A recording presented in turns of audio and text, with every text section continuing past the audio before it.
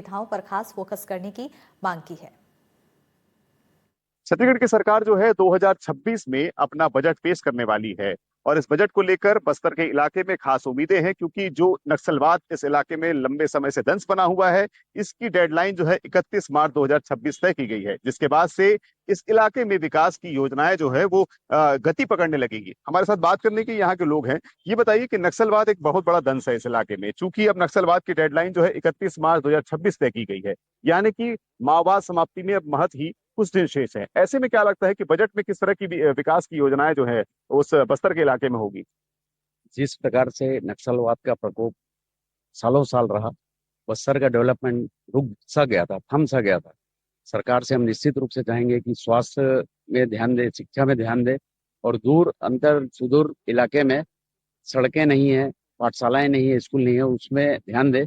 और विशेष रूप से सरकार से हमारी आम जनता का निवेदन भी है कि इस और विशेष ध्यान दे। बहुत सी प्रतिभाएं हैं गांव में, देहात में, जो आवागमन के साधन नहीं होने के कारण यहाँ तक पहुंच नहीं पाते थे।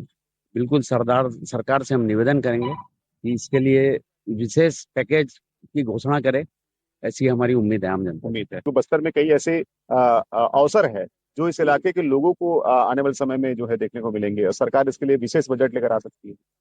जी बिल्कुल। ये 40-50 वर्षों से नक्सल समस्या को लेकर बस्तरवासी विशेषकर बहुत पिछड़ गए हैं। हम चाहते हैं कि बजट जो भी छत्तीसगढ़ शासन का आने वाला है, इससे यहाँ के विशेषकर यहाँ के व्यापारियों को इसका लाभ मिले। छोटे व्यापारी हैं, मध्यम वर्ग के व्यापारी हैं, उनको यहाँ से जो अवसर है, नए अवसर, जो शासन की जो भी नीतियाँ होती हैं उसके तहत यहाँ पर उनको आगे बढ़ने का अवसर मिले, ताकि गांव के जो युवा हैं उनको जो रोजगार नहीं मिल पा रहे हैं वो भी शहर आएंगे, उनको भी रोजगार मिलेगा। अब ये बताइए कि शिक्षा में और किस तरह के विकास की आवश्यकता है? क्या इसके लिए और कोई बजट में पेश करना चाहिए ताकि इस इलाके के जो बच्चे हैं, जो पिछड़े हुए कहलाते हैं, उन बच्चों की प्रतिभा निकले, बच्चे जो शिक्षा के क्षेत्र में बेहतर अवसर मिले तो अच्छा काम कर सकें? बिल्कुल। देखिए, शिक्षा जो है वो किसी भी देश का मूल आधार होता है। सारी चीजें जो है शिक्षा के ऊपर डिपेंड होती है। तो तय है कि कोई भी सरकार जब अपना बजट प्रस्तुत कर रही है, सबसे ज्यादा ध्यान वो शिक्षा पे देती है। केंद्र सरकार ने देखिए पिछले बजट से अभी 8% जो है वो शिक्षा पे ज्यादा फोकस किया है। 1,39,000 का समथिंग जो है वो बजट अभी प्रस्तुत किया है और उसको 3 भागों में बांटा भी है। इसमें खैर वो अलग मुद्दा है।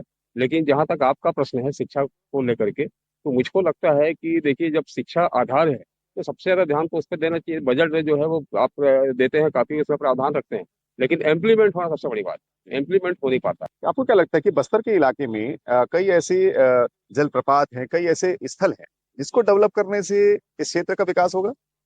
बिल्कुल। प्राकृतिक दृष्टि से तो बस्तर अपने आप में बहुत ही परिपूर्ण और धनाढ्य है। ऐसी स्थिति में यदि प्राकृतिक व्यवस्था को देखते हुए और जलप्रपात है, पानी का उपयोग करते हुए यदि इसको उसमें ध्यान दिया जाए तो निश्चित है बस्तर का विकास और बस्तर का उन्नति बहुत तेजी के साथ हो सकता है। अमित शाह ने ये कहा था कि हम आने वाले 5 सालों में नक्सलवाद समाप्ति के बाद ये बस्तर जो है वो पहले के बस्तर से काफी विकसित बस्तर होगा। इस इलाके में जो आदिवासी हैं वो काफी विकसित आदिवासी के रूप में होंगे और ये इलाका काफी विकसित होगा, देश में अलग जो है स्थान बनाएगा। इस पर आपका क्या? देखिए, बस्तर में संसाधनों का जो प्रचुर मात्रा में बस्तर में संसाधन है, और अगर इन संसाधनों का उपयोग अगर प्रॉपर वे पे किया जाता है तो बस्तर जो है वो छत्तीसगढ़ ही नहीं, पूरे देश और विश्व में एक अपनी छाप छोड़ सकता है।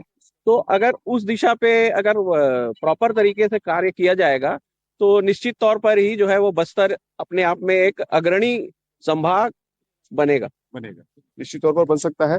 आपसे बात करते हैं, ये बताइए कि आखिर क्या लगता है कि बजट में सरकार इस बार कितना बेहतर कर सकती है इस बस्तर के लिए?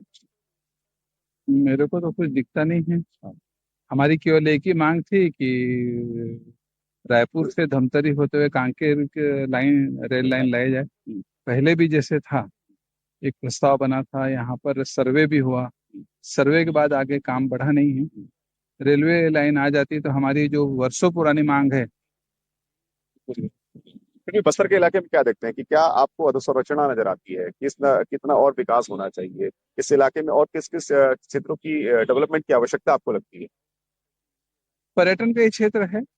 पर्यटन के क्षेत्र में संभावनाएं, अपार संभावनाएं हैं। और जो बीच में एक बार ये था बस्तर में हैदराबाद से एनएमडीसी के मुख्यालय को लाया जाए, वो है।